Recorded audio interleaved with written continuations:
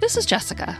And this is Lewis. We have a preschooler and a toddler. Our children are a different kind of perfect. This is a show about surviving parenthood throughout raising children with special needs, while keeping ourselves and our sanity intact. This is FUBAR, Surviving Parenthood with Special Needs Kids.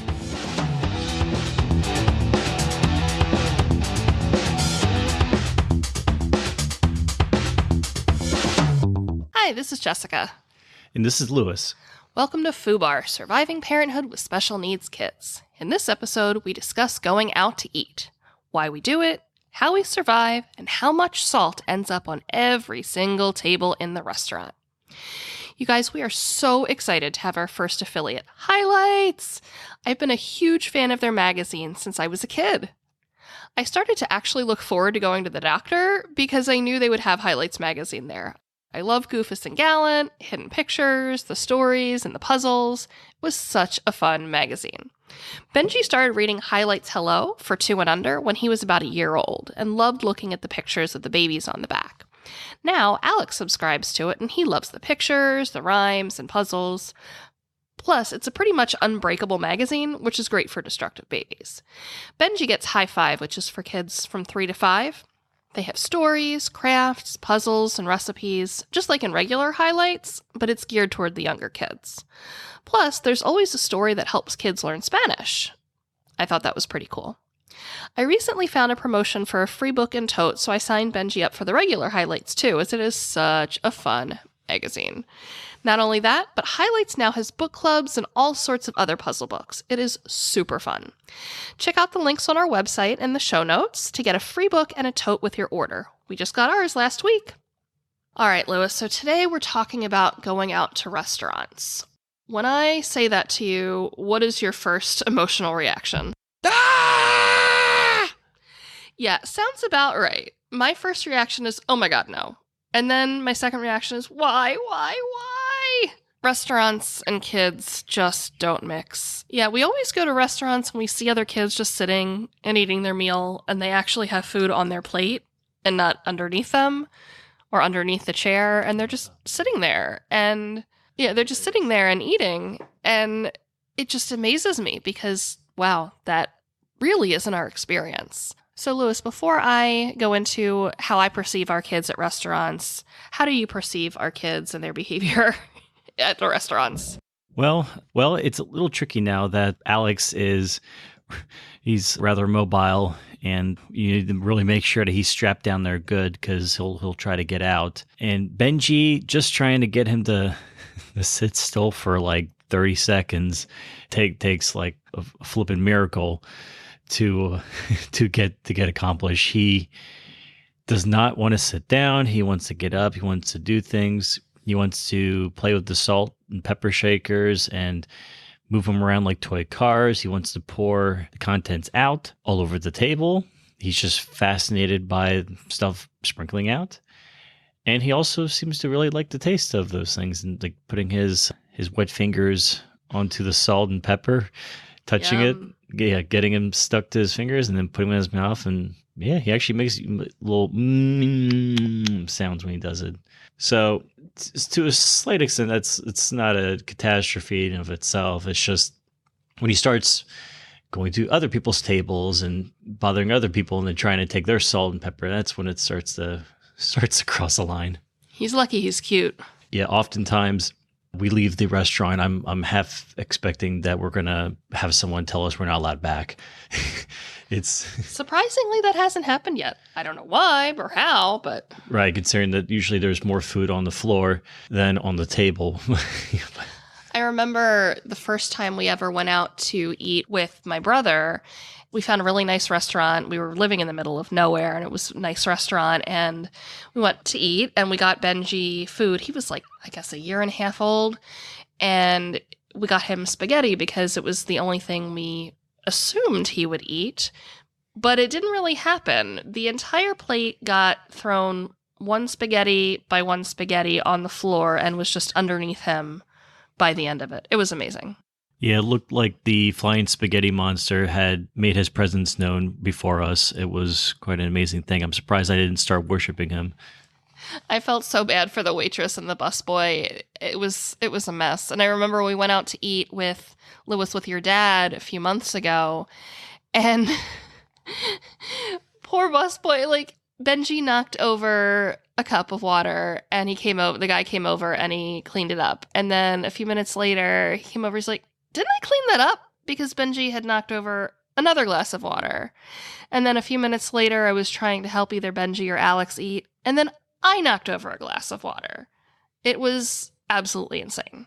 Yeah, oftentimes, as frustrating all this is, because I think at least on one or two occasions, the water ended up in my lap and soaking through to my underwear.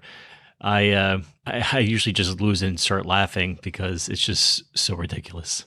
From what I've observed, Alex, he's at that age where he just likes to throw everything on the floor. He's a relatively good eater much of the time, but when we go out, he would much rather throw food on the floor. And then he wants it when it's on the floor and disgusting in a restaurant, but he would much rather just throw the food on the floor. He has to touch everything, so he takes the placemats, the napkins, the spoons. He tries to get forks and knives, but we don't let him. The food, pretty much anything from all of us, but especially Benji, because he really likes to make his older brother mad. And he really likes to eat non-food items. Nowadays, his favorite is tissues. Apparently, he's a puppy. He does eat everything in sight, but especially everyone else's food. He sees and he's like, "But I want that." He just has these puppy dog eyes like, "But I want whatever you're eating, not what I'm eating. Even though I got a nice meal too, I want what you have." Yeah, and then he just grabs Benji's stuff and throws it on the floor. And then he fusses loudly because now he's bored because he has nothing to play with because it's all on the floor. Benji, he really has a hard time in restaurants. I mean, granted, they're really loud. There are so many people, so much going on, so I understand why he has difficulty. As you heard from Lewis, his favorite activity, and the only one in which he will actually engage, is salting the table. And then every other table in the restaurant. And he likes to pepper the table if he gets bored of salting. And then he eats the salt and pepper, and he calls that a meal. And he's very excited, and he'll tell people the next day he ate salt and pepper for dinner. If we're very lucky, he'll sit in his seat for a whole 30 seconds, and then he'll stand on the chair and run around the restaurant. He does not eat. It's great. We went out to lunch a few weeks ago, and Alex ate an entire serving of mac and cheese and like 4 pouches, and Benji had 2 bites of broccoli. The entire meal. That's it. So where have we taken the kids? We, of course, have gone to not necessarily fast food, but like Noodles and Company type of fastest foods, like, I guess, casual restaurants. We've taken them to regular sit-down restaurants, and unfortunately, we've been to a few nice restaurants for events, and as you heard a few episodes ago, we also have been to a wedding. None of them really went well, because taking the kids to eat is a nightmare, especially since they don't really eat well at home anyway, and then they have all this extra stimulation. It doesn't go well. So when each kid was under eating solids age, it was great. They drank a bottle and slept, and it was easy. Then they grew up and life got hard. They don't sit still. 98% of the food ends up underneath them. They are covered in cheese. I am covered in cheese. My hair is sticking out in every direction. At least 3 glasses have been spilled on the table, and the entire table is entirely covered in salt. I actually found we went to a county fair this summer, and I got home, and my entire diaper bag and everything in it was covered in salt and pepper. And after lunch, we went to put on more sunscreen because it was hot and sunny outside, and the sunscreen was covered in pepper. So when we went to sunscreen ourselves, then we were covered in pepper. It was great. Also, all our belongings have been thrown on the floor, and pretty much Lewis and I just want to run away screaming. It is impossible. We usually don't get to eat much food, and whatever we do eat gets shoved in our mouths, so we don't taste it. Usually I have 1 child on my lap, at minimum. So, how do you feel it's gone, Lewis? About as well as you'd expect. I mean, it's still work in progress. I mean, we've made some improvements here and there, but as soon as we start get the hang of it, something changes, and during his maturation, new things pop up or new things that pull his attention and, stimulate him. So if we were to go at a time where he's been nicely stimulated or something beforehand and he's hungry, it'll go probably relatively well compared to, let's say, the other day when we took him to the restaurant after doing some trick-or-treating, and that was a failed night. He was spaghetti. Yeah, he literally turned into spaghetti. No, he noodled himself. He wouldn't eat anything. He just kind of was laughing hysterically and just kind of was lying there limp. And every time you talk to him, and when he gets pushed over the edge like that, it's not even worth trying anymore because he's hysterical and he's just laughing or he's crying or something. And it's a pain, especially when you're trying to eat for yourself. And then you're also trying to feed Alex. Yeah, Benji's a pain. Yeah, it was really hard. We got food. Well, we tried to get food that he would like. The problem was, I don't know what was going on with the servers there, but when I ordered what I wanted for the kids, they gave me something completely different. And the line was so long and it was so crazy. And the kids were losing their minds. And I'm like, whatever, we'll make the best of it. So we sat him down, and it was myself, Lewis, the kids, and our ABA therapist. And we were trying, all three of us adults were trying to get him to eat. And Benji, he was noodling himself. He was trying to kick us. He was running away. He was eating his hat because he was dressed as a pirate for Halloween. He was running around the restaurant. He was trying to get into things. He was hiding behind us to try to bother his ABA therapist because he wanted her attention. He was just really, really struggling. And I also had forgotten that I'd packed an entire bag full of snacks for him, so if he didn't eat whatever we bought for him, he could eat that. But I didn't remember that for the first half hour, so we were kind of stuck feeding him rice and beans and meat, none of which he wanted to touch or wanted anywhere near him. So that was pretty rough. So, Lewis, when we go out to eat, which unfortunately is more often than we expect to, how do you survive that ordeal?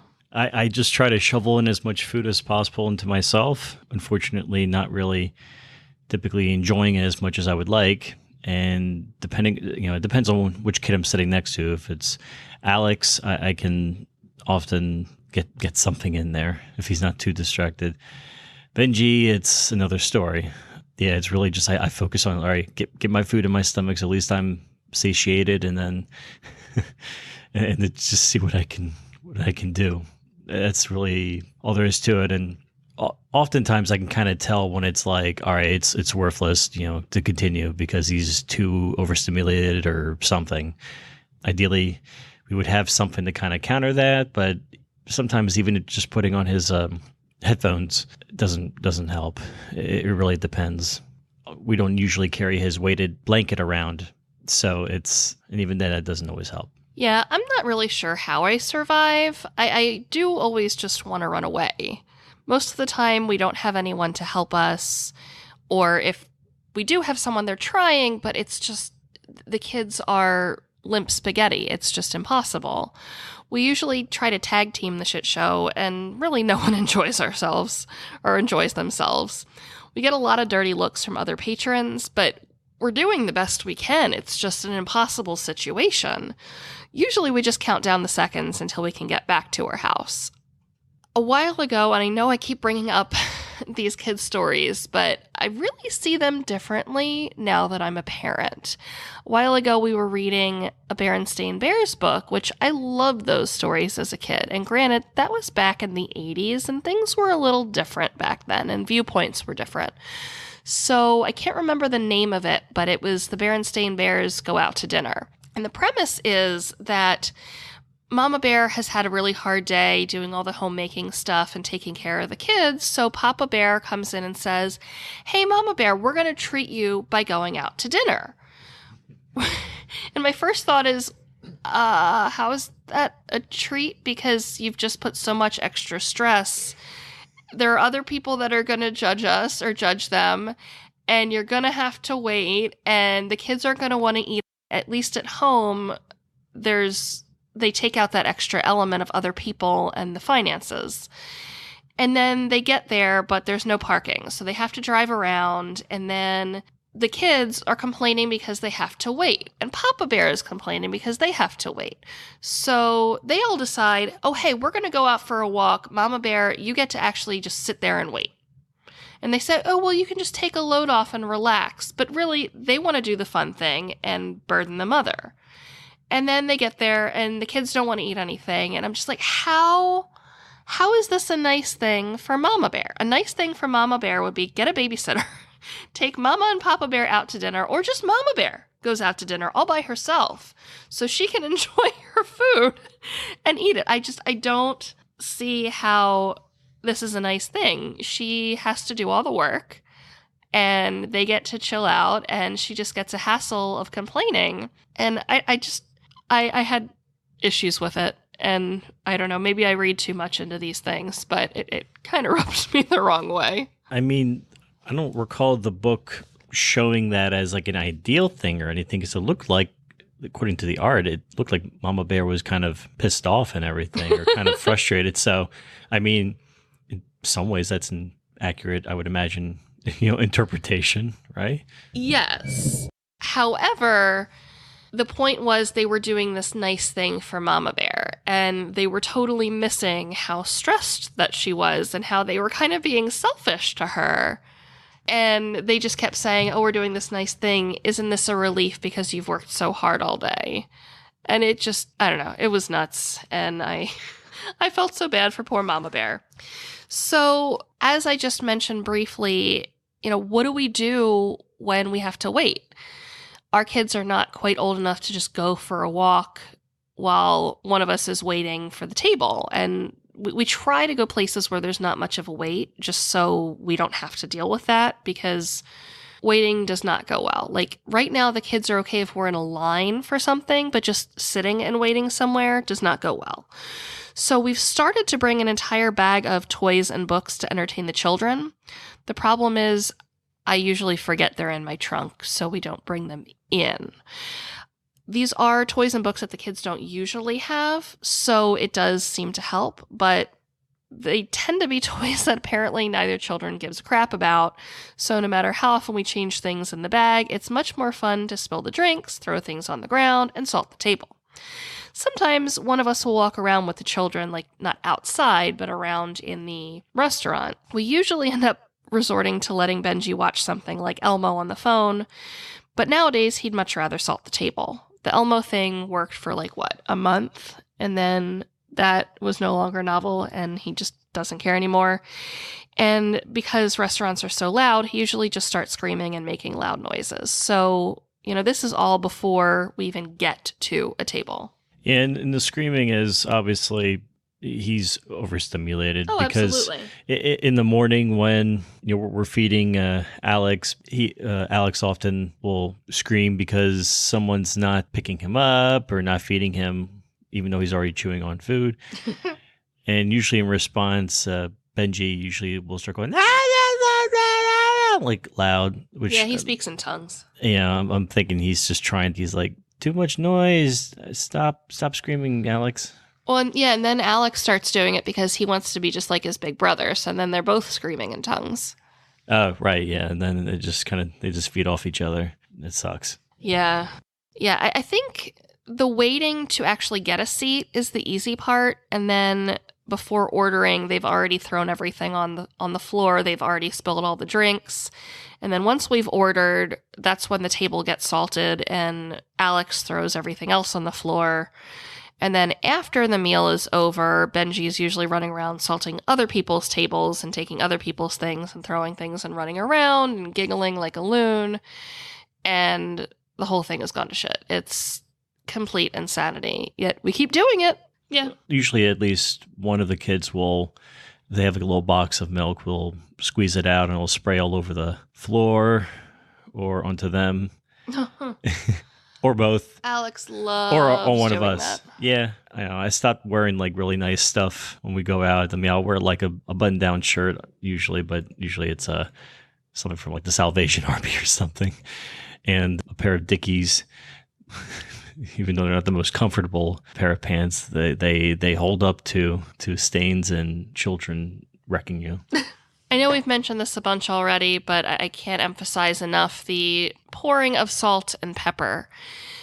Lewis, he doesn't have a job where he needs to travel, but he was away for his sister's wedding, and there was no way in hell I was going to stay home with the kids for an entire weekend.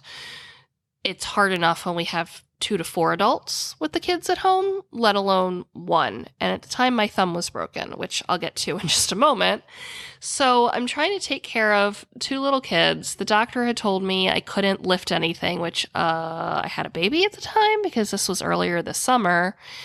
And so we went to a children's museum that was nearby. And by the time we left, because apparently, even though I have great time management, that doesn't extend to going out with the children.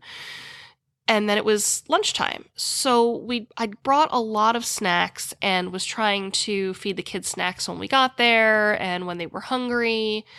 But of course, anytime I pack snacks, they're always the wrong snacks. No matter what I do, the things that they loved 5 minutes ago and now they no longer like. So we needed to get food. And to be honest, I wanted to treat myself since I was having the craziest weekend. It was just awful. So we went to a place that was right next door, and I ordered food to go so I could feed the kids when we got home because I did not want to be in a restaurant for a long period of time by myself with the kids. But it took 15 to 20 minutes for the food to cook and be ready. And then they kept forgetting to bring out parts of what I'd ordered. So I was sitting at the table waiting with the kids, and Alex kept accidentally banging his head on the high chair or on the table or on Benji. And Benji was so excited because we were the only people in the restaurant, and he had all the tables to salt. And no matter what, no matter how many times I tried to get him to sit back down or occupy him with something else or give him my phone or anything else I could think of, he just ran around salting the tables, and they all had a nice inch of salt on every single table. And then he got the pepper and peppered every table. And they had one other sort of condiment type thing, and he used that as well. And at that point, he wasn't even eating it anymore. He just wanted to salt and pepper everything. And it was just complete chaos. And I was by myself, so there wasn't all that much I could do, especially since we're at that separation anxiety age with Alex. So the second I moved or looked like I might stand up, he would have a complete crying fit because I might be leaving him, even though I was trying to corral his brother. The breaking my thumb story was something. As you heard in last week's episode, the Murphy's Law thing is so real. Anything that can go wrong will go wrong. So we went to a little festival, and we decided we wanted to get some yummy food. So we found a place and we went there, and it was going, and we were eating, and Benji was really struggling to sit in a seat, but he was quiet. He was doing fairly well. And then he dropped a water bottle, and I felt really bad. I'm like, oh no, I got to grab this water bottle so it doesn't spill all over. And I went to pick up the water bottle, and the chair shattered. And I happened to land on my thumb, and I broke my thumb. That just meant to me, yeah, I shouldn't have gone out to eat. Why should I ever do anything nice for myself or my family? Because this is how it ends. Then I stood up, and I'm like, you know what? We have to go. So we tried to box everything up, but they brought out the stuff to us upside down, and I went to open it to put something else in, and the whole thing spilled all over myself. And I just walked out, and poor Lewis just had to corral everything and get everything and leave to come after me because I just couldn't do it. I'm like, you know what? I'm just done. I'm just done. So yeah, that's what happens when we go out. It's never fun. So Lewis, how do you manage all the yelling and the running? And granted, again, we understand why the kids are doing this. We really are putting them in a hard situation by going out to restaurants because there's so much stimulation and it's just so much. So we do understand that, but yeah. So how do you manage? And not necessarily like corral them, but how do you cope with the yelling and the running and everything that happens at restaurants? I do what I usually do. I just kind of try to withdraw into this inner peace. I've try to cultivate and just be like, all right, it's just screaming. I don't know. screaming children used to be bad when, like, before we had kids, when I was first like visiting people who had kids of their own and they were screaming and jumping up and down. And I was like, oh my goodness, how does one survive? And now it's like with the screaming and everything, depending on the day, usually I just kind of tune it out. Although then when I tune it out, then if something's happening, I usually am more oblivious to it. And I want to point out that the screaming and yelling, they're not necessarily meltdowns. They're not sad screams. They're very happy kids. So they're always excited screams, but they are screams. Yeah, it's just like, well, what are you going to do? I mean, we try to avoid going to very nice family, like fancy restaurants, because obviously that would not be considered acceptable. But, at some other restaurants during the day, I feel like we're not going to cause too much trouble with it. So whatever, if Benji's screaming a little bit, I try to redirect it as much as I can, but it's like, what are you going to do? Right? Yeah. I mean, just try to do what you can. So you just reminded me of a story. We were with family for an event, and we ended up going to, this was not our decision, but we went to a French restaurant, and we didn't know what it was before we went there. And then we got there and we had the stroller with Alex, and this place was up a ton of stairs. And so we had to carry Alex and the stroller up all of these stairs. And then we got there, and it's a super tiny, crowded restaurant. There's nowhere for the stroller to go. It is super loud. It is super cramped. So we can't really get anyone in there, and people keep bumping against the table. And it's already chaos. And of course, when we go out to events and stuff, it's already past the kids' bedtime. So they're already struggling. And Alex was a baby, like a little baby. So it wasn't really an issue for him except getting him into the restaurant. Of course, since it's a fancy restaurant, they didn't have high chairs or anything. So Benji, who was 2-ish at the time, was really struggling, and he kept sliding under the table and running away. And then we had to order, and there was nothing on the menu that he could eat. So we asked for just plain green beans. And because that was literally the only thing that was on the menu that we could kind of fix to make it something he might eat, but he chose not to eat that. Again, it was the salt and pepper and a spoon and maybe some water, and that's really all he ate. And it was a mess. And then because he wouldn't eat, we ended up taking him outside, and then we all kind of got him accidentally riled up by running around with him, throwing him up in the air, having fun, but he couldn't be in that restaurant. It was just too much for him. So yeah, just word to the wise out there, don't take little kids to fancy restaurants. Not a great idea.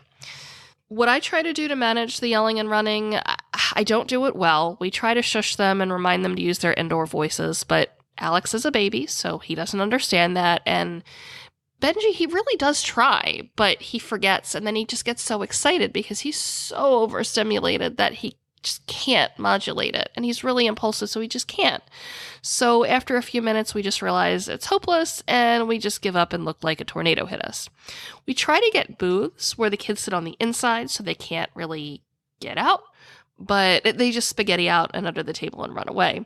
They're very spaghetti-like. They find ways to get out of high chairs. It's amazing how Houdini-like these kids are.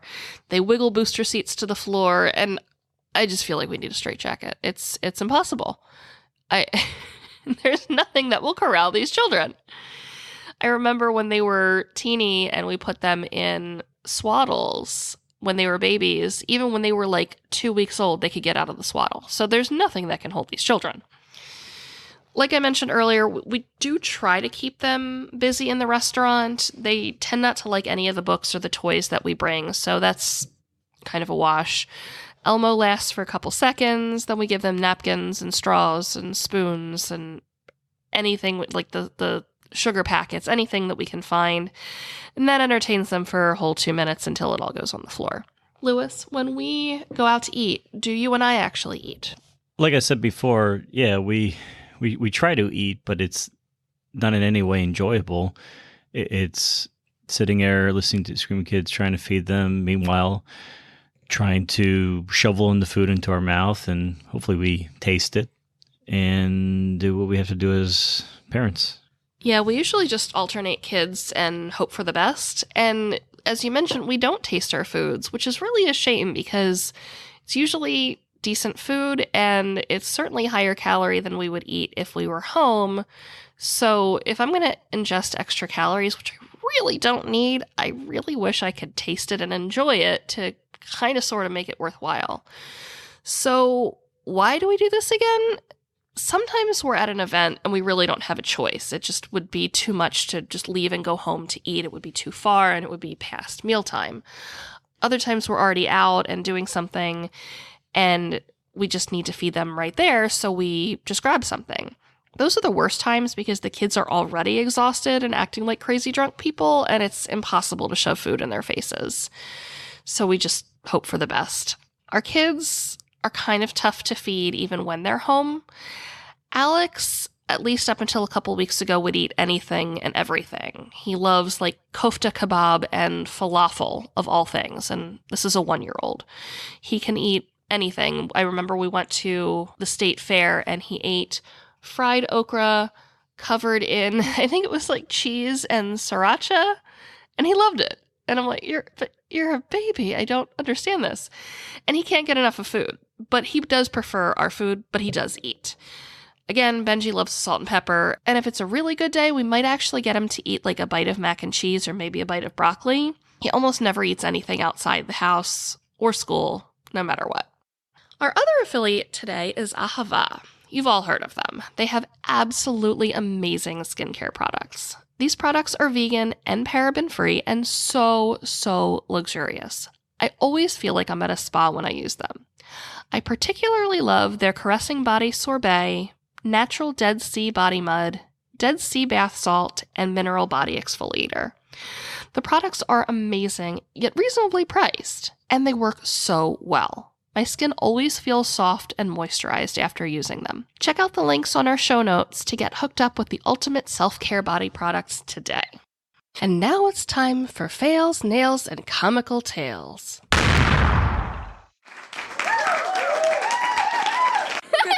All right, so my fail was giving him lettuce at dinner. I know this sounds ridiculous because, well, lettuce is a good thing, and we found out by accident he actually likes it.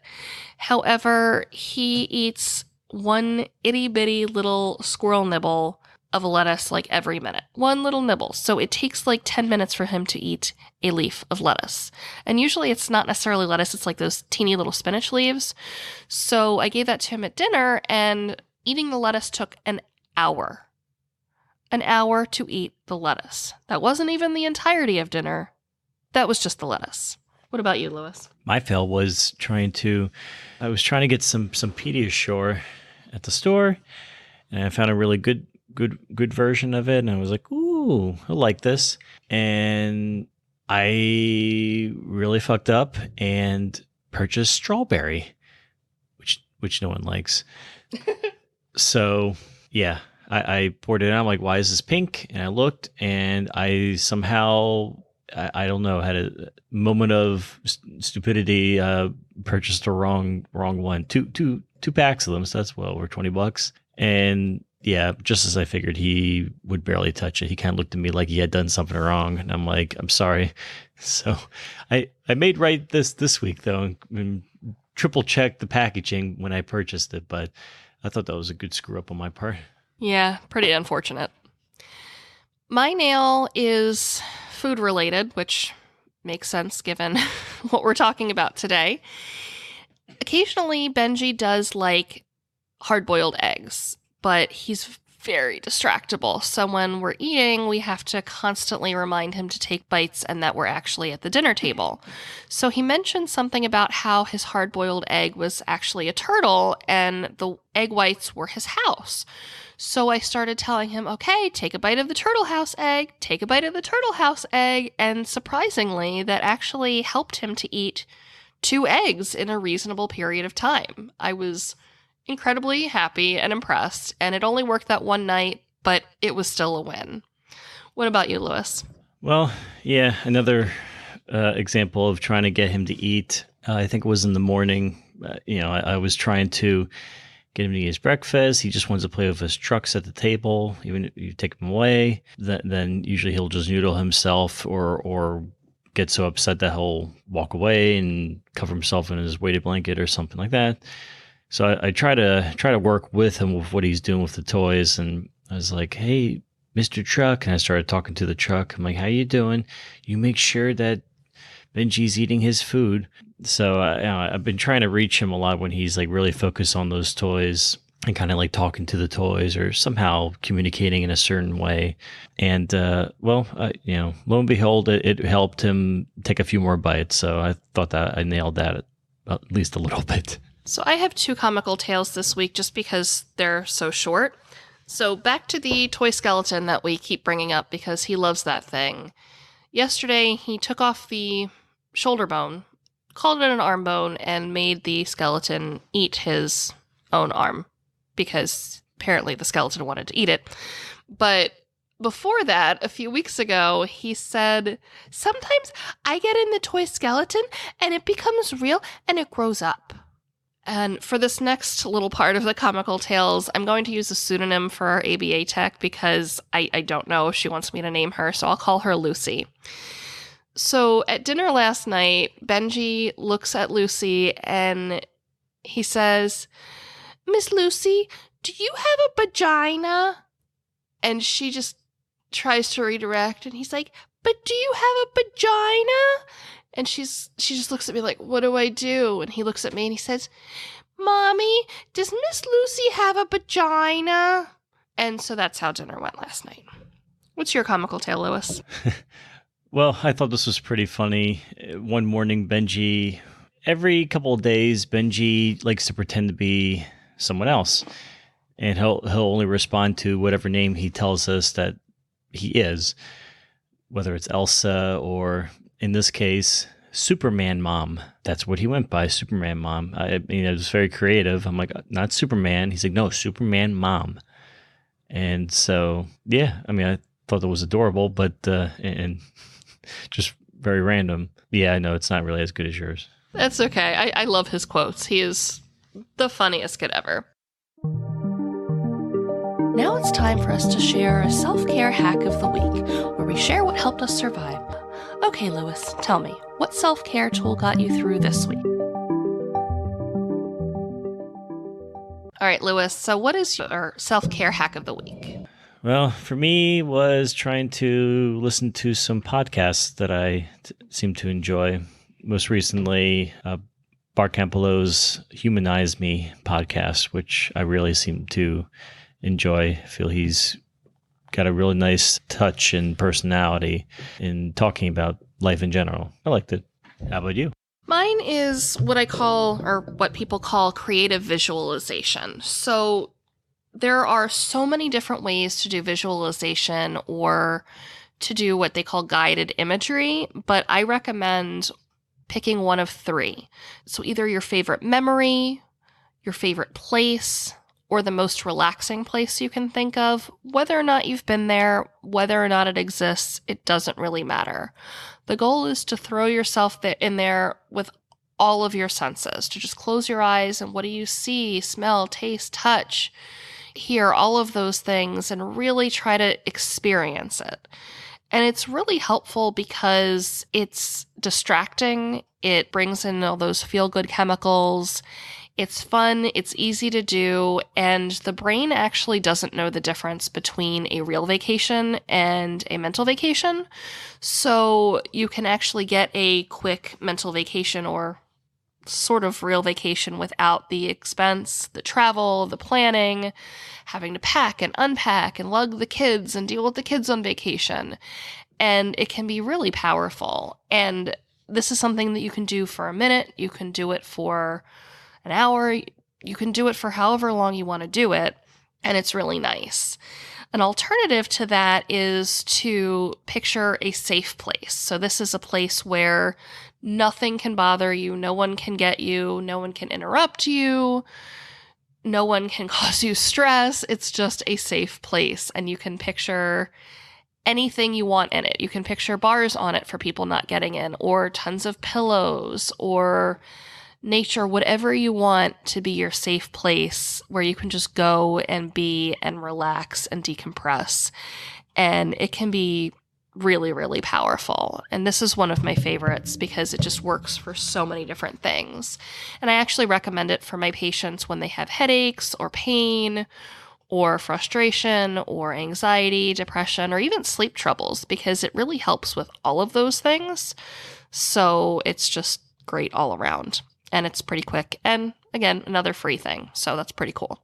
That's it for our show. Thanks so much for listening. This is Fubar. Surviving Parenthood with Special Needs Kids. Well, that's it for our show. To find out more about the show, please go to www.fubarpod.com. Check us out on Facebook with our Fubar Surviving Parenthood with Special Needs Kids group, and on Twitter at fubarpod.